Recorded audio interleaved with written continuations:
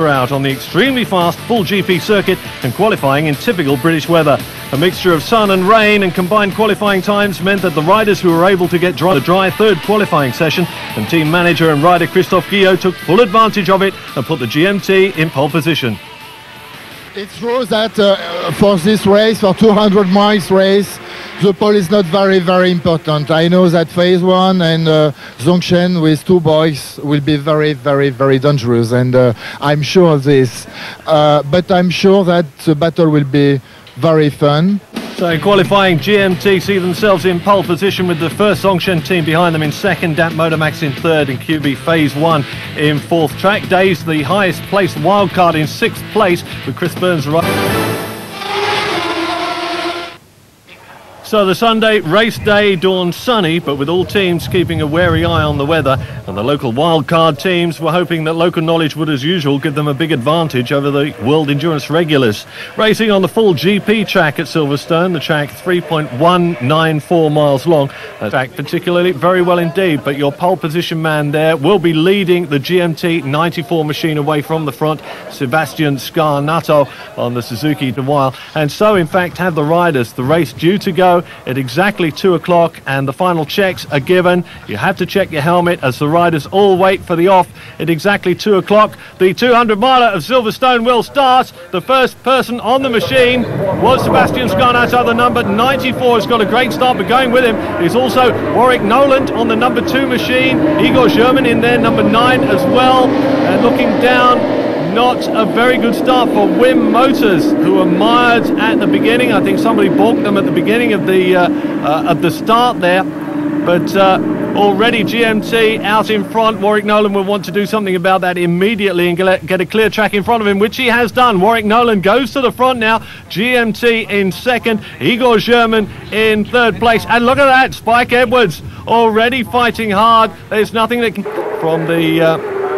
from Team Cyclo, and as they go round on the first lap, reminder that the tyres are relatively cold. It's a very good track here at Silverstone, very grippy indeed. There have been a couple of worries about the ripples that are built up on the track by the Formula One machines, who come round here and brake around about 50 metres into a corner, whereas these bikes, the battle starts to hot up over second as Spike Edwards closes it. And Warwick Noland, Spike Edwards and Igor German almost together on the track and pulling away from third place GMT Sébastien Scarnato on the GMT 94 machine, the Herman Verboven, Dave Estock on the number 5 machine behind him, and just behind them the Brownstone Track Days of Chris Burns to come in. GMT 94, Sébastien Scarnato starting to come up to back Marcus now, and just in front of him, that is the Moors Racing number 42, Roger Walton on boards. And soon to get a rude awakening as the 94 machine sweeps past. Oh, having to pick up a little there. The World Endurance regular significantly faster than Roger Walton's machine. Small fueling problem can hold you up for seconds in the pits, and that's what the junior team of Phase 1 just didn't want. Olivia Ullman taking over from James Hutchins. GMT 94 now second on the track, but they still need to pit. That's Sébastien Scarnato on board. Edwards after his pit stop. And GMT 94, the current leaders, Willem Costes. There's Willem.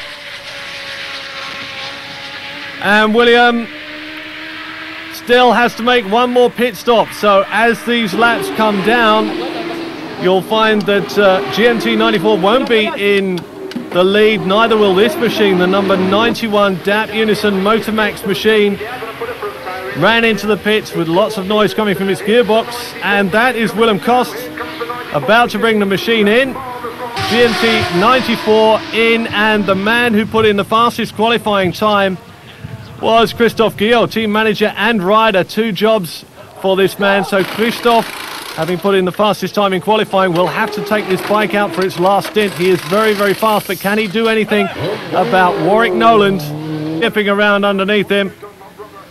And there is Phase 1 at the moment, just behind Christophe Guyot. Christophe Guyot getting out in front of Spike Edwards. This is the battle on the track over second place.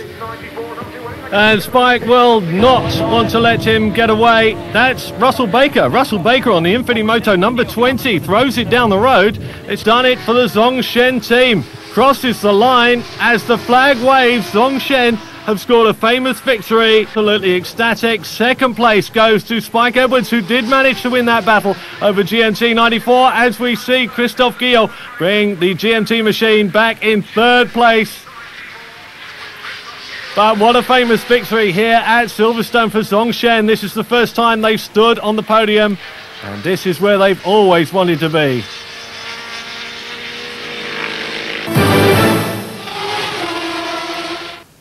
So a great result at Silverstone for Zhongshan. Team 2 in first place, 22 seconds ahead of QB Phase 1 in second, GMT in third, and the second Zhongshan team just off the podium. Bollinger in fifth, Endurance Moto 38 in sixth, the first Superbike home Piazza Course in seventh place, and Wim Motors sterling work to bring themselves up. Belgian Stefan Mertens doesn't often crack a smile, but a big one there at Silverstone as the team mount the podium. Warwick Nolan, Stefan Mertens and Michael Marqueton. A very proud Michael Marqueton sees Zhongshan Team 2 and Zhongshan Team 9 occupying second and third places in the World Championship. QB Carbon Phase 1 still lead though by 7 points.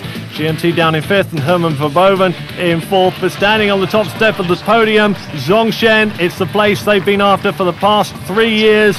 And from now on, will we see the Chinese flag fly more often above the #1 position on the podium? Will we see it at Brno on the 16th of June? Join us there.